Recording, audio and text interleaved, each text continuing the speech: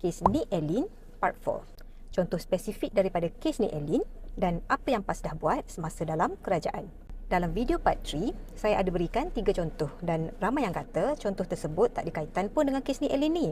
Kalau anda dengar bukan untuk mencari salah, anda akan perasan 3 contoh tu diberi bertujuan untuk menjelaskan kepada umum ataupun kepada orang awam kenapa ramai nak mempertahankan syariah. Jawapannya adalah kerana tafsiran terhadap jenayah berbeza pada syariah dan sivil yang menyebabkan pertimbangan hukum berbeza.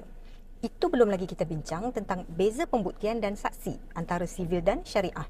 Ada orang minta spesifik kes Ni Elin ni sampai tahap mencabar saya untuk berbuat demikian. Baiklah, ini satu contoh spesifik. Salah satu seksyen yang dicabar oleh Ni Elin adalah seksyen 37 berkenaan berjudi. Dia ada A dan B. Seksyen 37A adalah menjadi kesalahan di bawahnya untuk Muslim berjudi ataupun berada di tempat berjudi. Dan B menganjurkan atau membenarkan aktiviti perjudian berlaku di tempatnya. Ni Elin pada asalnya mencabar validity A dan B untuk seksyen 37 ni. Kemudian dia tarik balik A. Yang terus dicabar adalah B, iaitu penganjuran aktiviti perjudian. Apa keputusan mahkamah?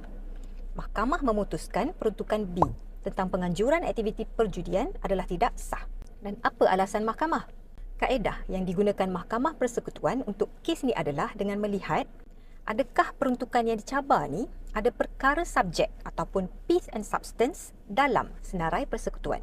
Bukan dengan cara melihat pertindihan undang-undang seperti yang ramai duk canang sekarang ni. Seksyen 37(1)B yang dicabar ni adalah tentang orang Islam menganjurkan perjudian.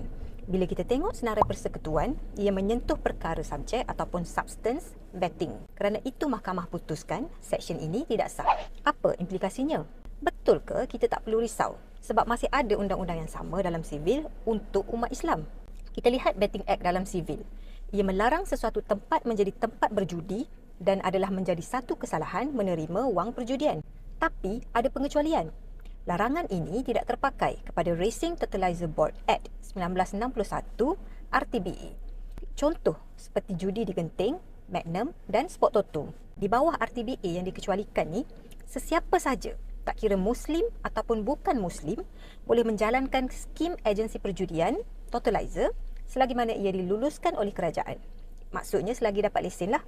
Tiada sekatan dalam undang-undang untuk Muslim menjadi ejen mahupun operator. Kalau anda katakan, masukkan je lah pengecualian untuk Muslim. Jawapannya tak boleh. Kerana ia bakal dicabar sebagai discriminatory dan tidak berperlembagaan. Kalau ingat balik video lepas, untuk undang-undang sivil, Parlimen tidak boleh buat undang-undang secara diskriminatif. Undang-undang yang dibuat mestilah terpakai kepada semua bangsa dan agama. Jadi, implikasi daripada kes Ni Elin ni adalah Muslim boleh menjadi pemilik kelab lumba kuda, menganjur perjudian ataupun boleh menjadi ejen kepada mana-mana skim perjudian asalkan ianya diluluskan oleh kerajaan. Begitulah implikasinya kalau kita dengar cerita ni sampai habis dan tahu tentang kewujudan pengecualian ni. Sebelum kes Iki Putra dan kes Ni Elin, negeri ada kuasa untuk menggubal undang-undang menghalang Muslim terlibat dalam penganjuran perjudian. Tapi keputusan Ni Elin ni menyebabkan Muslim boleh menganjurkan perjudian dan tiada siapa lagi boleh menghalang. Dan kerana itu, perlembagaan perlu dipinda. Bukan salah hakim juga kerana hakim menafsirkan apa yang sudah ada. Sebab dalam perkara jenayah, perlembagaan kita hanya menyebut tentang jenayah dalam skop syariah ni secara umum. Ianya tidak disebut secara jelas ataupun tak sebut satu persatu untuk jenis kesalahan apa. Kerana itu, tangan hakim pun terikat untuk mentafsir. Dan keputusan adalah seperti yang apa kita lihat sekarang. Sehinggalah perlembagaan dipinda. Seterusnya, apa yang PAS dah buat semasa dalam kerajaan? Saya merujuk poster ini oleh Dewan Pemuda PAS. Anda boleh pause video ni dan baca poster ni. Apa yang saya boleh simpulkan adalah usaha daripada PAS ada, tapi tidak mencukupi. Penyelesaian isu ini adalah dengan pindaan perlembagaan dan ianya sudah pun didesak oleh gabungan NGO seperti Maksa, di mana mereka telah menghantar satu petisyen yang mengandungi syur pindaan sejak daripada tahun 2021 lagi. Dan ini adalah kenyataan daripada wakil Maksa. Malangnya, sehingga hari ini, Parlimen sama ada di bawah pimpinan Perdana Menteri Tan Sri Muhyiddin Yassin, Datuk Seri Ismail Sabri Yaakob dan Datuk Seri Anwar Ibrahim masih tidak nampak penyelesaian.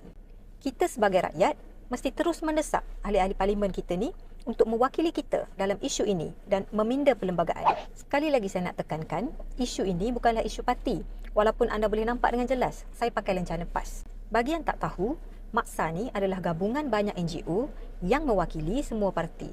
Sebagai contoh, dalam tu ada NGO ABIM, iAware, Ikram, ISMA. Semua ni anda boleh cari sendiri. Ianya adalah NGO yang cenderung kepada parti mana. Adalah yang kata, isu ni PAS tunggang sebagai senjata politik je ni. Bagi saya, kata-kata sebegini adalah usaha untuk memecahkan kesatuan orang Melayu Islam supaya jika kita berpecah kepada kumpulan-kumpulan kecil berdasarkan parti politik, suara kita menjadi lemah. Sekarang bukan masanya untuk menuding jari. Jadikan keputusan kes ni sebagai wake up call. Umat Islam akan rugi banyak jika kita jadikan isu ini perbalahan politik. Kalau anda kata, apa yang kita boleh buat? Kita ni rakyat marhain je. Saya tak setuju kerana kita masih boleh berusaha untuk memberi kesedaran kepada rakyat supaya kita boleh sama-sama desak ahli parlimen kita untuk pindah perlembagaan. Teruskan usaha kita untuk pertahankan syariah. Terus istiqomah.